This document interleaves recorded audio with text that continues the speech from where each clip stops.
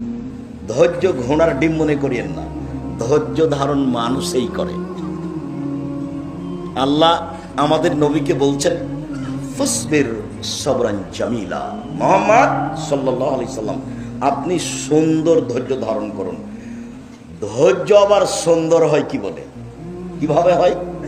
তো মুখের ওপরে দুইজন দাঁড়িয়ে আছে, তাকে খুব ধমকালাম তো একটু সরলো না, তখন বলছি যাক ধৈর্য ধারণ করি, যাক ধৈর্য ধারণ।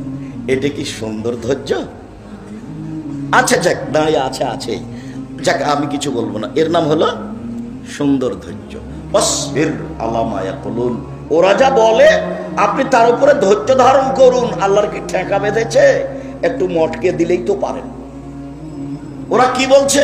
ওরা বলছে মোহাম্মদ পাগল হয়েছে, ওরা বলছে ছি ছি ছি ছি ছি, ও বলছে 360 জন মাবুদ নয়, মাবুদ একজন। এ কি কথা হলো? কুকুর লাগিয়ে দে, ঢেল মার, ধুলা দে, ও পাগল হয়ে গেছে। ওরা যা বলে আপনি তার উপরে কি করুন? ধৈর্য ধারণ করুন। একটু ধৈর্যের পরিচয় দিবেন।